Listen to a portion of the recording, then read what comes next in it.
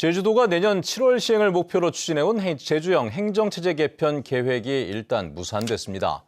논란이 되고 있는 2개 또는 3개 기초자치단체를 두는 방안에 대해 오영훈 지사는 필요하면 새로운 위원회를 구성해 논의하겠다고 밝혔습니다. 홍수영 기자입니다. 오영훈 제주도지사가 공약으로 내걸어 추진해온 제주형 행정체제 개편.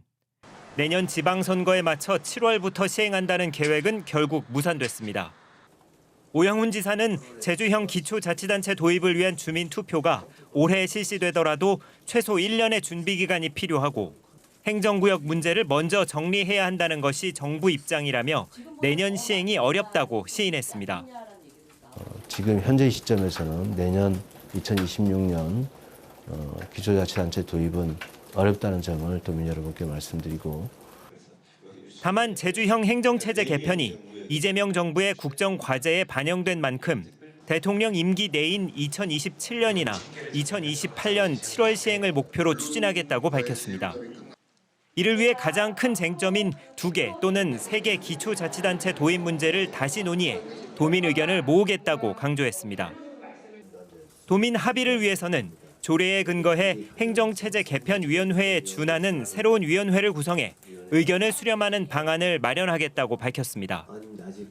제도에 근거한 위원회가 구성이 되고 그 위원회에서 독립적으로 방안을 마련하는 이런 절차가 필요하지 않을까 생각합니다.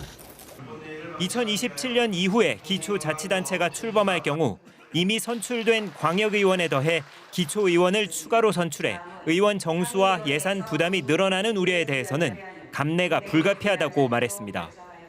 상황에 대해서 잘 이해를 구하는 방법밖에 없지 않을까 싶습니다. 한편 논란이 되고 있는 12.3 불법 계엄 당시 자신의 행적과 조치에 대해서는 당일 경기도 출장으로 밤 10시 넘어 제주에 도착해 자택에서 상황을 지시했고 새벽 1시 넘어 도청에서 회의를 주재했다며 과정에 문제가 없었다고 해명했습니다. MBC 뉴스 홍수현입니다.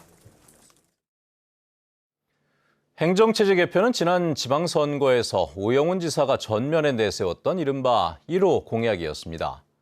숱한 논란 속에서 연구 용역과 여론조사, 도민 참여단 300여 명의 수기 토론회 48차례 도민 경청회까지 거쳤지만 사실상 공약 폐기 수순을 밟으면서 정치적인 책임론도 제기됩니다.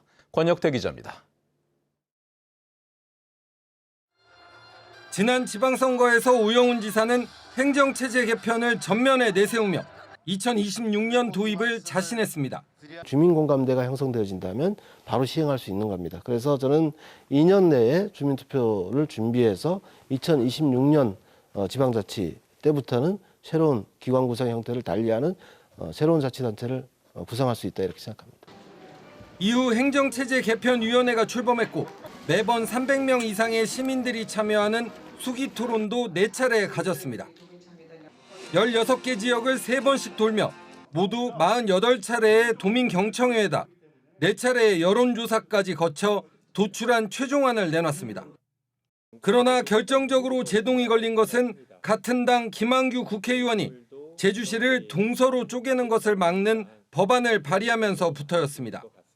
기존의 제주시가 2개로 나눠져 본 적이 없었잖아요. 제주도 역사에 그런 적이 없잖아요. 한 번도. 그러면 이게 엄청나게 큰 변화인데 제대로 도민들한테 물어보자는 건 합리적인 주장이라고 생각을 하기 때문에.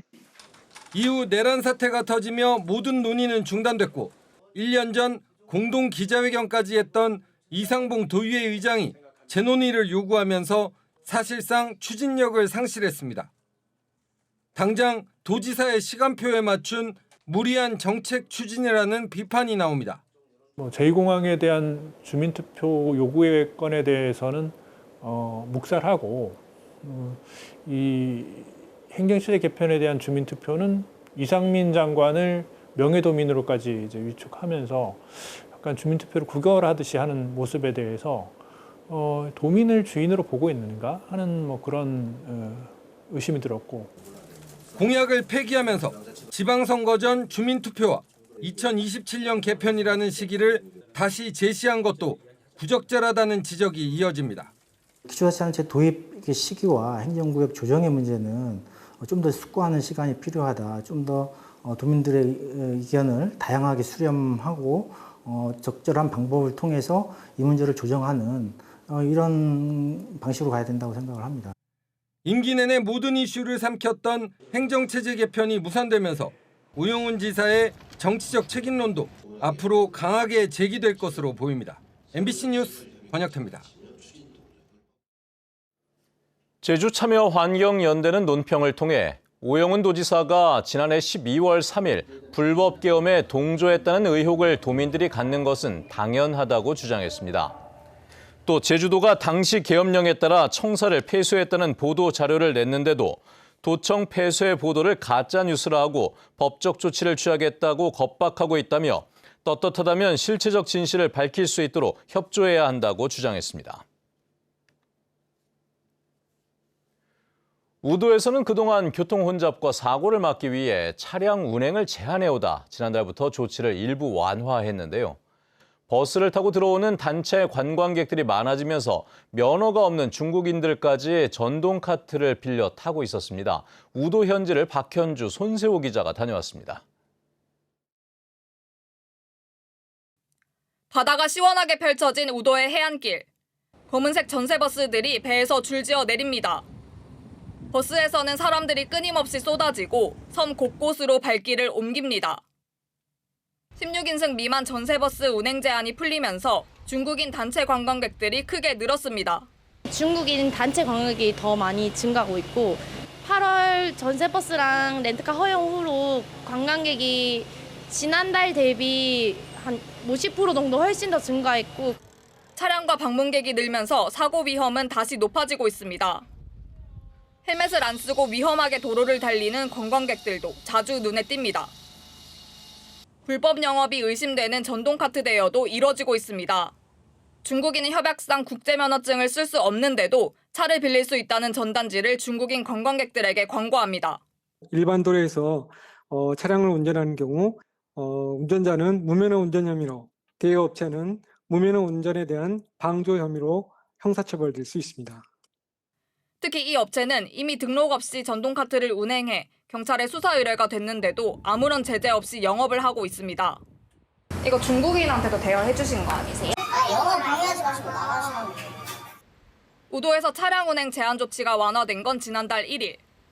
16인승 이하 전세버스와 전기 렌터카, 대여용 이륜차 신규 영업이 가능해지면서 차량은 9%, 방문객은 2% 늘었습니다.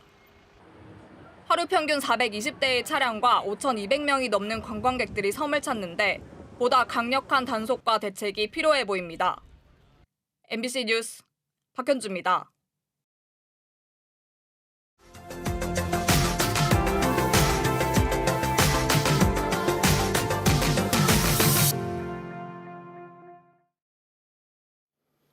낙동강에서 반복되는 녹조를 확인하기 위해 환경운동단체와 전문가, 국회가 함께하는 현장 조사단이 출범했습니다.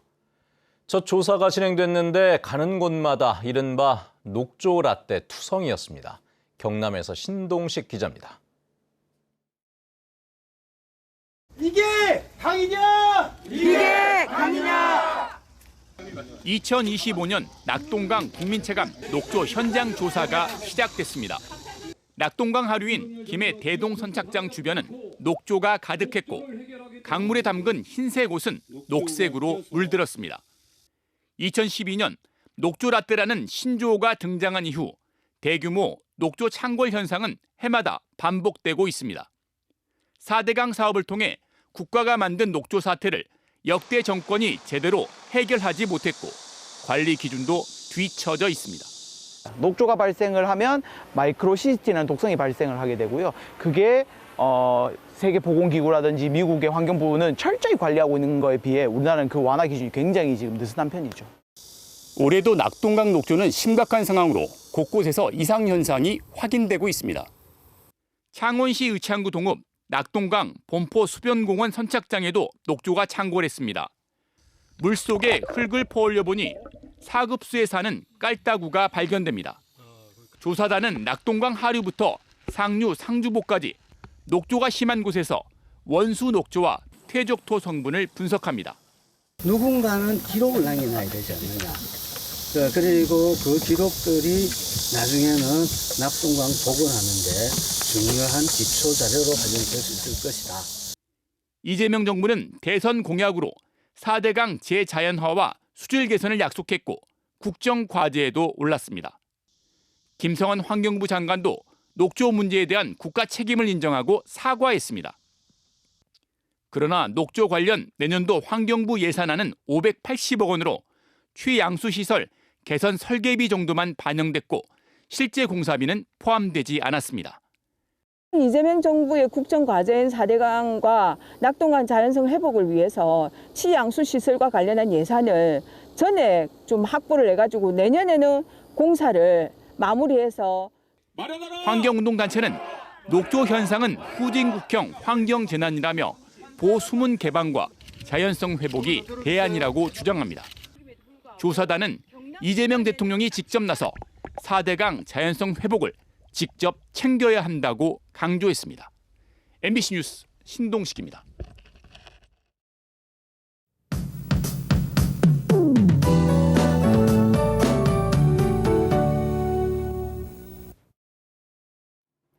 가을이 본격적으로 시작된다는 절기 백로를 앞두고 있지만 여전히 한여름처럼 덥습니다. 늦더위가 기승을 부리고 있는데요.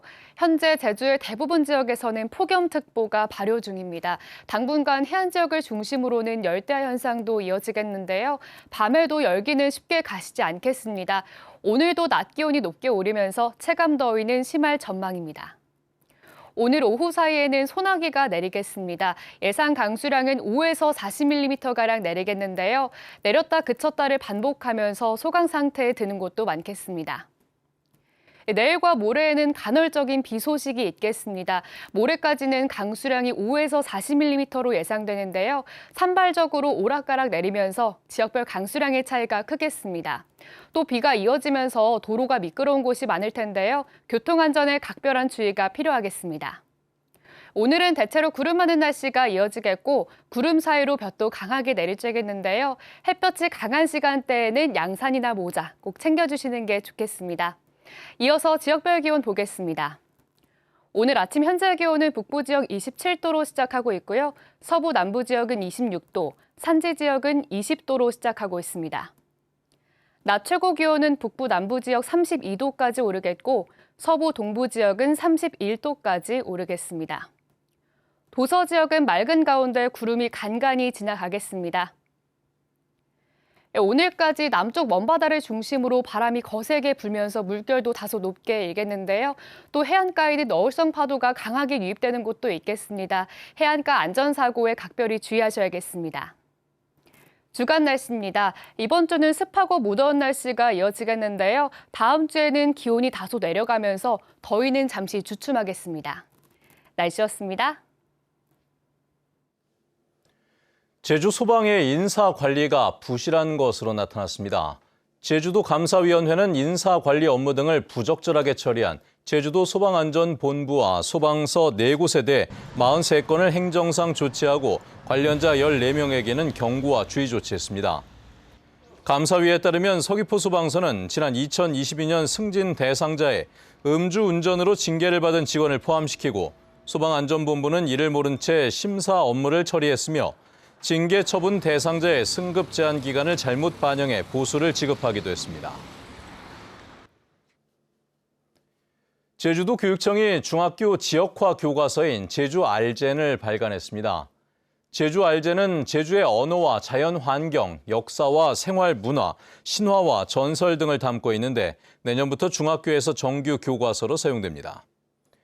교육청은 내년부터 학교 자율시간에 사용할 인정 도서인 제주 배움과 인간으로 성장하기, 삶을 깨우는 철학도 발간했습니다. 외국인 관광객들의 입맛을 사로잡은 제주 음식 1위는 흑돼지인 것으로 나타났습니다. 제주관광공사가 지난해 제주도 방문 관광객 실태 조사에서 음식과 미식 탐방을 주요 여행 고려 요인으로 꼽은 일본과 대만, 싱가포르의 최근 2년치 소셜 데이터 3만 5천여 건을 분석한 결과 인기 음식에서는 흑돼지가 1위를 차지했습니다. 2위와 3위는 감귤과 커피 순으로 나타났는데 제주도 음식을 긍정적으로 평가한 비율은 대만이 71%로 가장 높았습니다. 한국마사회의 제주 목장 개장 30주년 기념식이 열렸습니다. 기념식에서 정기환 한국마사회장은 제주 목장이 외국산 말에 의존하던 한국 병마가 자립하기 위한 기반을 구축한 역사적 전환점을 마련했다고 평가했습니다. 이어 민간 생산 농가와 적극적으로 협력해 국내 말산업 전반의 질적 성장과 글로벌 경쟁력 강화에 기여하겠다고 밝혔습니다. 제주시 조천읍에 자리 잡은 제주 목장은 지난 1995년 문을 열고 경주마 육성과 연구의 공간으로 활용되고 있습니다. 뇌사 상태에 빠진 50대 여성이 장기 기증으로 3명의 생명을 살렸습니다. 한국장기조직기증원은 서귀포시 52살 김미란 씨가 제주대학교 병원에서 간장과 양쪽 신장을 3명에게 기증하고 세상을 떠났다고 밝혔습니다. 김 씨는 식당을 운영하며 장애복지센터에서 봉사활동을 해왔고 10년 전 장기 기증을 하겠다고 등록했는데 지난 7월 지인과 식사를 한 뒤 갑자기 의식을 잃고 쓰러졌습니다.